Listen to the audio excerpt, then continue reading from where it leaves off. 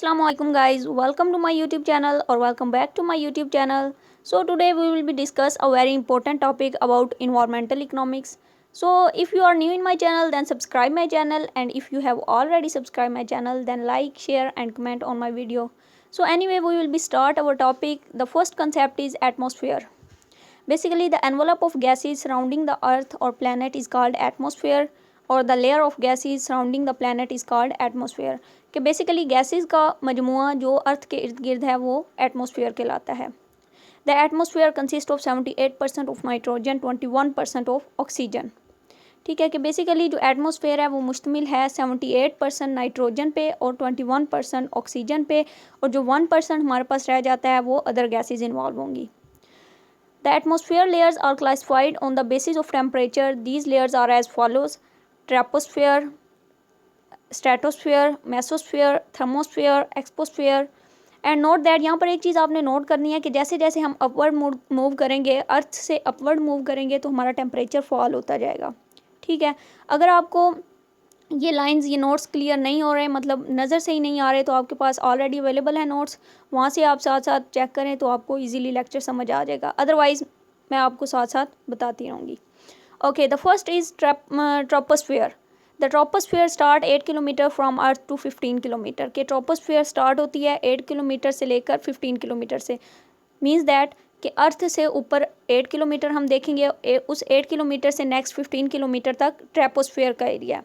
उसके बाद नेक्स्ट आ जाती है स्ट्रेटोस्फेयर। बेसिकली स्ट्रेटोस्फेयर का एरिया कौन सा है? 15 किलोमीटर से नेक्स्ट जब 50 किलोमीटर के दरमियान जो एरिया है वो स्ट्रेटोस्फेयर का है। इसी तरह मेसोस्फेयर 85 किलोमीटर तक है, मतलब कि 50 किलोमीटर से 85 किलोमीटर। इसके बाद थर्मोस्फेयर ये स्टार्ट होती है मेसोस्फेयर से लेकर 600 किलोमीटर तक। और एक्सपोस्फेयर, बेसिकली हमारे पास एक्सपोस्फेयर का एरिया जो थर्मोस्फेयर से अबव एरिया है वो हमारा एक्सपोस्फेयर कहलाता है। ओके, नेक्स्ट इसके बाद जो हमारा कंसेप्ट है वो है ओजोन लेयर। ठीक है, बेसिकली ओजोन क्या है? Ozone is a colourless gas composed of 3 items of oxygen and it is found in stratosphere.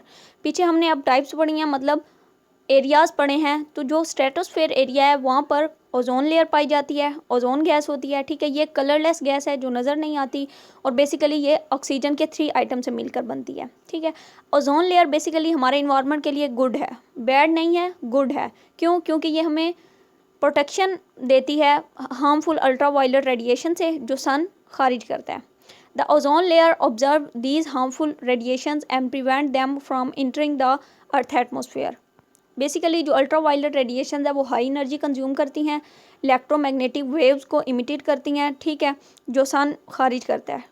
ठीक है, और अगर ये वेव्स हमारे एटमॉस्फेयर में दाखिल हो जाएं, अर्थ के एटमॉस्फेयर में दाखिल हो जाएं, तो इससे several health related issues create होते हैं, जिसमें लिविंग ऑर्गेनिजम्स और इन्वायरमेंटल इश्यूज आ जाते हैं, जैसे क्लाइमेट चेंज और ग्लोबल वार्मिंग। इस सिंपल पैराग्राफ में ये चीज़ बताई गई है।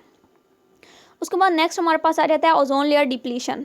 सिंपल वर्ड्स में ओजोन लेयर डिप्लीशन को हम क्या कहते हैं कि ओजोन लेयर की थिकनेस में कमी आना। ठीक है, क्योंकि जैसे कि आपको मैंने पहले बताया कि ओजोन लेयर हमारे इन्वायरमेंट, हमारे एटमॉस्फेयर के लिए गुड है, बैड नहीं है, गुड है। तो जब उसकी लेयर यानी उसकी थिकनेस में कमी आ जाती है तो वो बेसिकली ओजोन लेयर डिप्लीशन होती है। The reduction in the ozone layer size is called ozone layer depletion.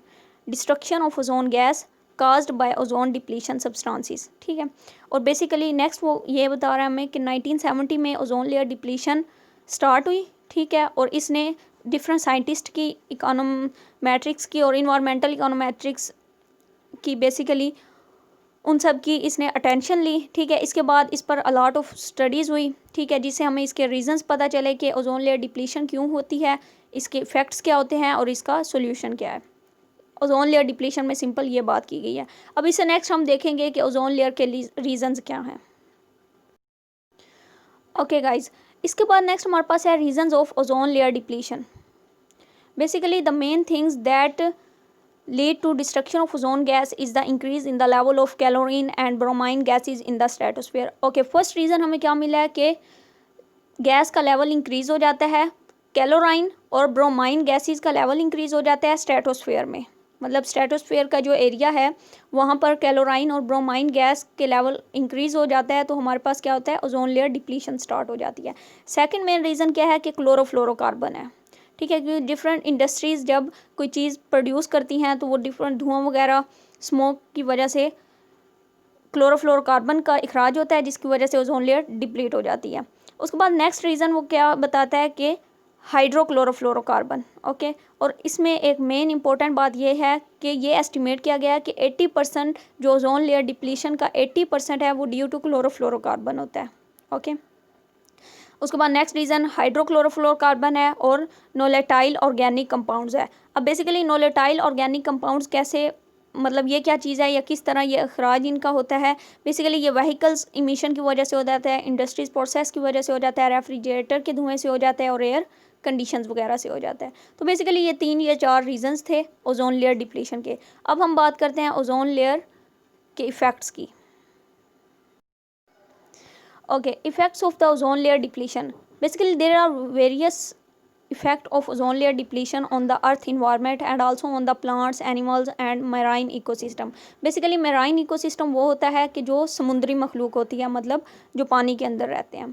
Okay, the depletion of ozone layer allows ultraviolet rays to enter the earth atmosphere, causing number of health related and environment issues.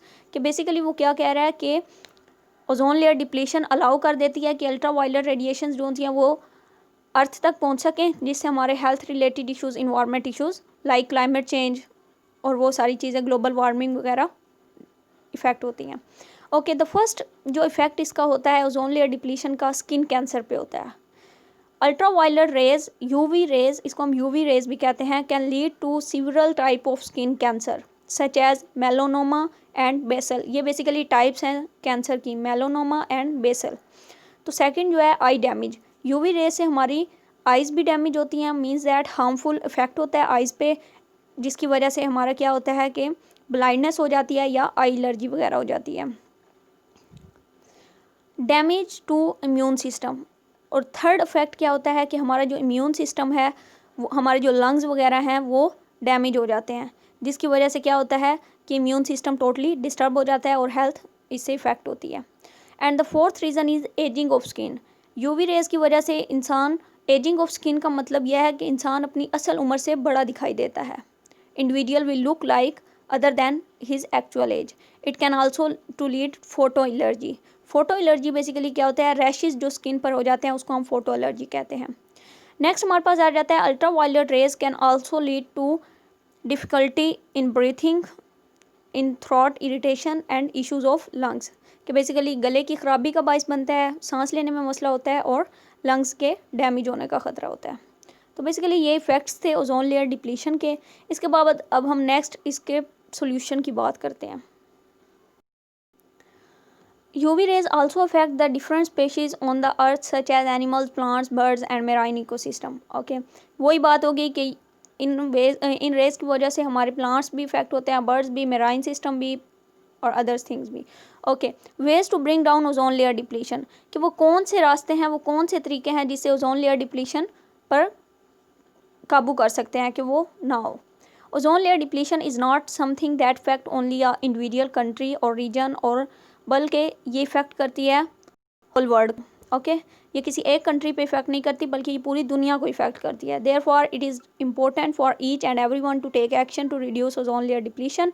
ठीक है, international agreement should be sign to reduce and control emission of chlorofluorocarbon, hydrochlorofluorocarbon and violet organic compounds, कि ये responsibility है सब countries की। International agreement इसके लिए करने चाहिए कि क्लोरोफ्लोरोकार्बन पर काबू किया जाए, हाइड्रोक्लोरोफ्लोरोकार्बन पर और वायलेट ऑर्गेनिक कंपाउंड्स पर। ठीक है, उसके बाद मॉन्ट्रियल प्रोटोकॉल जो है वो बेसिकली एक इंटरनेशनल एग्रीमेंट था, ठीक है, जो क्लोरोफ्लोरोकार्बन पर कंट्रोल करने के लिए बनाया गया और उसने अपना एक अहम रोल प्ले किया।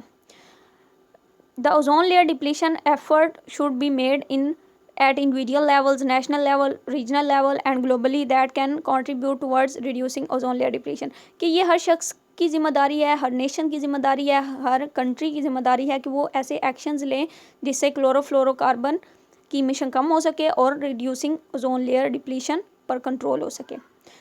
इसके अब बेसिकली हमारे पास सोल्यूशन क्या है। फर्स्ट सोल्यूशन तो हमारा ये है कि buying and using recycled product, कि जो प्रोडक्ट पहले यूज़ हो चुके हैं उन्हीं को दोबारा तरतीब देकर उन्हीं को फिर दोबारा इस्तेमाल करना। And the second is saving the energy को वेस्ट ना करना। And the third is using public transport, because के जब हम हर शख्स इंडिविजुअली तौर पर ट्रांसपोर्ट यूज़ करेगा मीन्स दैट अपनी जो पर्सनल ट्रांसपोर्ट है उसको यूज़ करेगा, तो इससे क्या होगा, धुआं भी ज़्यादा होगा और हमारा इन्वायरमेंट इफ़ेक्ट होगा। लेकिन अगर तमाम लोग पब्लिक ट्रांसपोर्ट यूज़ करते हैं, एक ही ट्रांसपोर्ट यूज़ करते हैं, तो इससे हमारी इन्वायरमेंट पर कम असर होगा। ओके, एंड ये सारी चीज़ें वो हैं जिससे ओजोन लेयर डिप्लीशन में कमी आ जाती है। Okay, the government should take responsibility to spread awareness about ozone layer, its depletion, reason, effects to this solution. Okay, कि ये बेसिकली गवर्नमेंट की रिस्पॉन्सिबिलिटी है कि वो अवेयरनेस दे लोगों को कि ओजोन लेयर डिप्लीशन से क्या ख़तरात होते हैं, इसके रीजंस क्या होते हैं, इसके इफ़ेक्ट्स क्या होते हैं। तो बेसिकली ये आज का हमारा लेक्चर था। उम्मीद है कि आपको समझ आई होगी, और अगर आपको कोई भी चीज़ इसमें समझ नहीं आई तो आप हमें कमेंट में बता सकते हैं। तो गाइज़, अगर आपको हमारी वीडियो पसंद आई है तो लाइक, शेयर और कमेंट ज़रूर कर दें, और अगर आप हमारे चैनल पर न्यू थे तो हमारे चैनल को सब्सक्राइब कर दें। ओके गाइज़, अल्लाह हाफिज़, stay home, stay safe, God bless you.